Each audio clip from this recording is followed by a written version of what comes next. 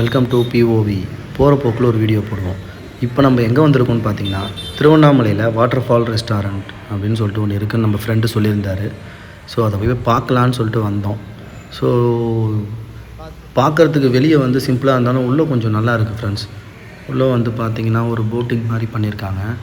இது வந்து ஈவினிங்கில் போகிற ஒரு பிளேஸோ என்னவோன்னு தெரியல. ஆக்சுவலாக வந்து ரொம்ப இப்போ லைட்டிங்ஸ்னால் வந்து ஈவினிங்கில் கொஞ்சம் ஆன் பண்ணுவாங்கன்னு நினைக்கிறேன். இப்போ வந்து லைட்டிங்ஸ்னால் இல்லாததால் ரொம்ப கொஞ்சம் ப்ளைனாக இருக்க மாதிரி இருக்குது. ஸோ ஃப்ரெண்ட்ஸ், கிட்ஸுக்கு வந்து இது வந்து ரொம்ப வந்து ப்ளேஃபுல்லாக இருக்கும்னு நினைக்கிறேன். ஸோ வந்து இதிலலாம் தண்ணி இருந்தால் இன்னும் நல்லா இருந்திருக்கும். தண்ணி இல்லை.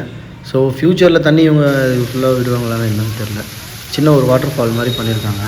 இந்த வாட்டர் ஃபால் பார்த்திங்கன்னா ஒரு 5 feet இருக்கும். இது பண்ணியிருக்காங்க வாட்டர் ஃபால்ஸ். இந்த தண்ணி வந்து ரிவேஸ்டிங் வந்து அந்த போட்டுக்கு போகிற மாதிரி இருந்தால் இன்னும் நல்லா இருந்திருக்கும். ஓகே, அவங்க என்ன ஐடியாவில் பண்ணியிருப்பாங்கன்னு தெரியல.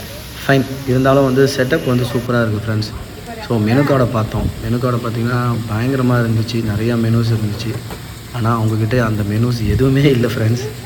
ஸோ அதில் இருந்ததுலேயே வந்து அவங்கக்கிட்ட 3 ஐட்டம்.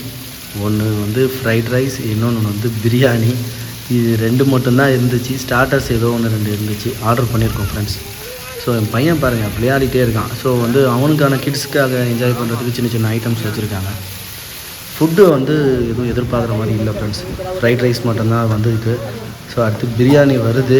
அது காட்டுற மாதிரி இல்லை ஃப்ரெண்ட்ஸ். அதெல்லாம் எடுக்கவே இல்லை. அந்த பிரியாணி வந்து ரொம்ப வந்து ஃப்ரைட் ரைஸ் எப்படி பண்ணுவாங்களோ அதே மாதிரி வந்து பிரியாணி இவங்க ஃப்ரைட் ரைஸ் பிரியாணி அப்படின்னு கூட சொல்லலாம்.